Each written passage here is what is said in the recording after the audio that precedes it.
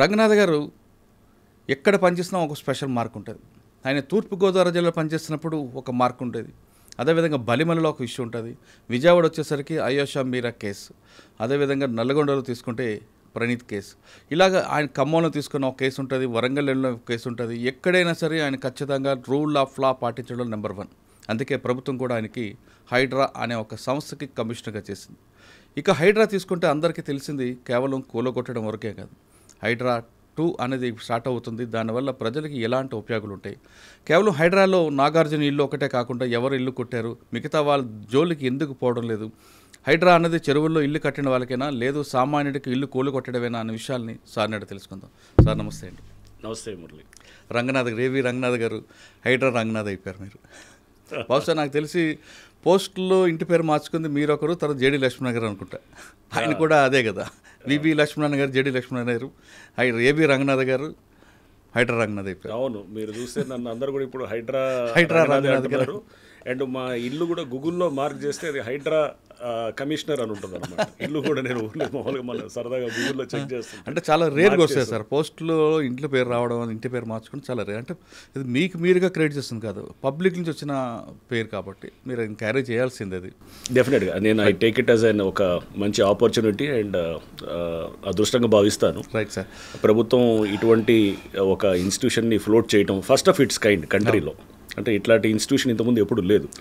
అంటే ఒక రకంగా మున్సిపల్ అడ్మినిస్ట్రేషన్ మీద ఒక ఎన్ఫోర్స్మెంట్ వింగ్ లాగా ఇది పనిచేస్తూ ఎన్వైరన్మెంటల్ కన్సర్న్స్ని దాని మీద దృష్టి పెడుతూ అండ్ పబ్లిక్ అసెట్స్ని కాపాడుతూ ప్రభుత్వ స్థలాలు, పార్క్ స్థలాలు, రోడ్లు, నాలాలు, చెరువులు, ఇంకా వాట్ నాట్, ఇది ఓపెన్ స్పేసెస్ ఇన్ లేఅవుట్స్ ఇవన్నీ కాపాడుతూ డిజాస్టర్ రెస్పాన్స్ని తీసుకుంటూ ఇంకా దీంతోపాటు ఇతర లైక్ వేరే ఫైర్ ఎన్ఓసీలు, అడ్వర్టైజ్మెంట్స్, ఇట్లా రకరకాల ఫంక్షన్స్ కూడా అన్నీ ఇస్తూ ఒక ఆర్గనైజేషన్ని ఫ్లోట్ చేయటం.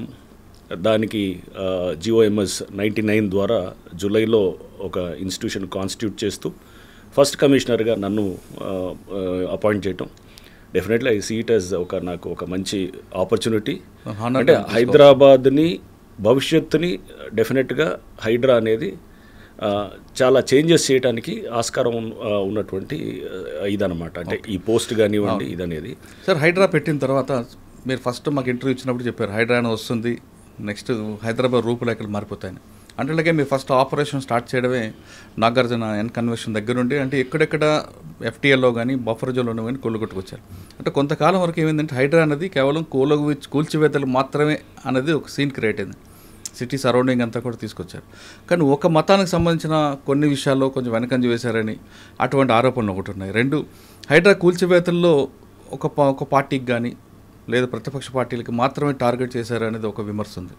అంటే మీరు లక్ష్యం అనేది కేవలం కూల్చివేతలైనా లేదా భవిష్యత్తులో ప్రజలకి మంచి జరగాలనే ఉద్దేశంతో చేస్తున్నారని ఒకటి ప్రశ్నకు సమాధానం చెప్పే ముందు ఇప్పుడు కొంత స్లో అయినట్లుగా హైడ్రా అనేది ఒకటి కనిపిస్తుంది.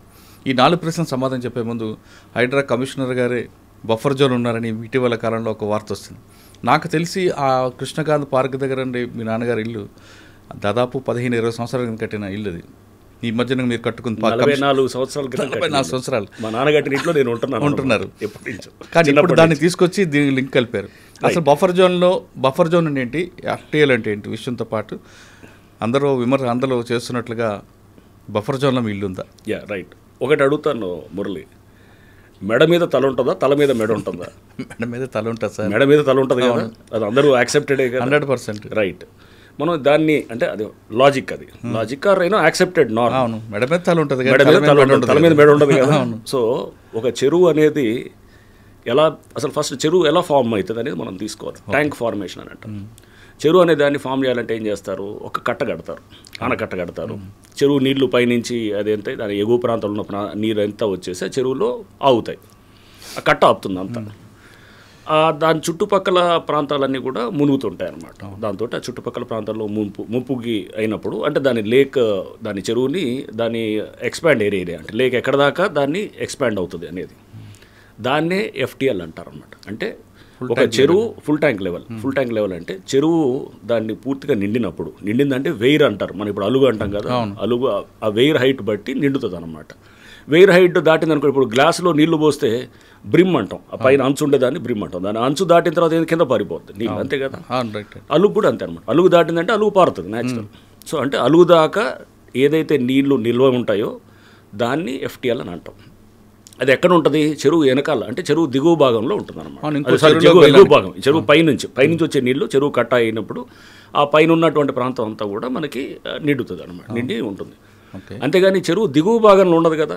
చెరువు కట్ట ఉంటుంది, కట్ట కింద ఎట్లా ఉంటుంది, కట్ట తెగితేనే కిందకు వస్తాయి నీళ్లు. కట్ట తెగిందంటే అది పెద్ద డ్యామేజ్ అనమాట, డేంజర్ అది.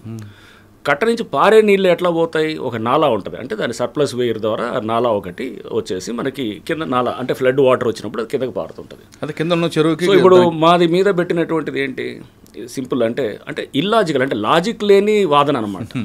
దాన్ని ఏం చేస్తారు మీడియాలో కొంతమంది, సోషల్ మీడియా వాళ్ళు, కొంతమంది మీడియాలో వాళ్ళు, ఏదైతే హైడ్రా అనే దాన్ని తొక్కేయాలనేటువంటి శక్తులు చాలా పనిచేస్తుంటాయి.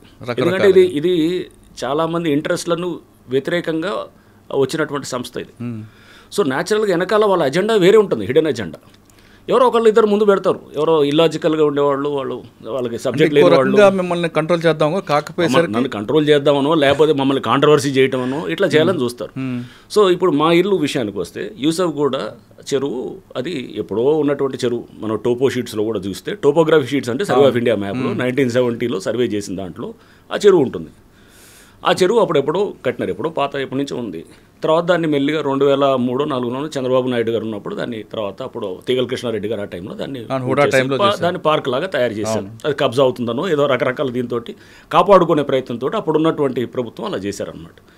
ఫైన్, బాగానే ఉంది. చెరువు కాపాడుతున్న క్రమంలో దాన్ని పార్క్ కింద చేశారు, దాన్ని కృష్ణకాంత్ పార్క్ అని కూడా పెట్టారు. పెట్టి దానికి దాని కింద బఫర్ జోను అనేది ఉత్పన్నమే కాదు అసలు. బఫర్ జోన్ ఎఫ్టీఎల్ అనేది చెరువు కట్ట కింద దిగువ భాగంలో ఉండదు. నేను అదే అంటుంది, మెడ మీద తల ఉంటుందా, తల మీద మెడ ఉండదు అంటే చెరువు కట్ట కింద ఉండదు ఎఫ్టీఎల్ బఫర్, చెరువు కట్ట పైనే ఉంటుంది. బఫర్ జోన్ అంటే ఇప్పుడు ఎఫ్టీఎల్ నుంచి ఒక 30 మీటర్లు చెరువు విస్తీర్ణం బట్టి దానికి 30 మీటర్స్, అంటే ఒక ఇంత ఉండాలి, 30 మీటర్స్ దాకా బఫర్ జోన్ ఉంటుంది. 30 metres 10 metres depending on the area of the చెరువు అనమాట. చెరువు విస్తీర్ణం బట్టి, పెద్ద చెరువు అయితే దానికి ఎక్కువ ఉంటుంది. 30 మీటర్స్ కృష్ణకాంత్ పార్క్ పైన బోరబండ అటువైపు అటు ఉంటుంది, ఎగ్జాక్ట్లీ పైకి ఉంటుంది అనమాట. ఉండేది కిందకు ఉంటుంది. మధురనగర్ అంతా చెరువుకి కింద దిగువ ప్రాంతంలో ఉంటుంది. ఆ నాలా కూడా మా ఇంటికి 100 మీటర్ల దూరంలో ఉంటుంది. నాలా నుంచి ఎంత ఉంటుంది, ఆ నాలా విడ్త్ బట్టి ఇది 10 మీటర్సా 2 మీటర్సా విడ్త్ ఉంటుంది, మాక్సిమం 10 మీటర్స్ అంతే. మాది 100 మీటర్ల పైన ఉంటుంది. ఆ నాలా కూడా ఇప్పుడు అది కింద దాన్ని మొత్తం అండర్ గ్రౌండ్ కవర్ చేసేసి వెళ్ళిపోయింది. అంటే ఏదో కాంట్రవర్సీ కోసం ఒకటి చేసి ఏదో ఒకటి బురదేద్దామని ఆ టోపో షీట్స్ పెట్టుకుని తిరుగుతున్నాడు అతను. ఎవరు చూస్తున్నాం, అతను దీని గురించి మాట్లాడుతున్నాడు అంటే ఎవరు అతను లీడర్ ఎవరు ఉన్నారు మాట్లాడుతూ ఆ టోపో షీట్స్, అంటే అతనికి టోపోగ్రఫీ షీట్స్ కూడా చూసేటటువంటి మినిమం నాలెడ్జ్ లేదని అనిపించింది అనమాట.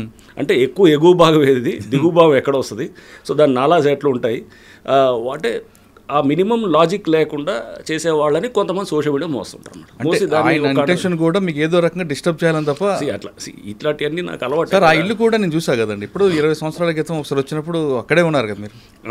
20 కాదు, మేము 1980లో కట్టింది, మా నాన్నగారు కట్టింది. అప్పటి నుంచి నేను ఇప్పుడు కాదు, నేను చదువుకుందంతా అక్కడే, చిన్నప్పటి నుంచి కూడా అక్కడే. మీ నాన్నగారు కూడా సివిల్ డిపార్ట్మెంట్ సివిల్స్ కాబట్టి ఆయన కలెక్టర్గా చేశారు కాబట్టి అంత గుడ్డుగా తీసుకోరు కదండి. అసలు గుడ్డి కాదు, అసలు అది వదిలేయండి. ఫస్ట్ కింద ఉండేది, దానికి అక్కడ వేల ఇల్లులు ఉన్నాయి. ఇంకోటి చెరువు కింద ఏముంటుందంటే ఒక్క కట్ట కింద ఒక 10 మీటర్ల దాకా ఖాళీగా పెట్టాలన్నమాట. అంటే రోడ్ లాగా వేస్తారు.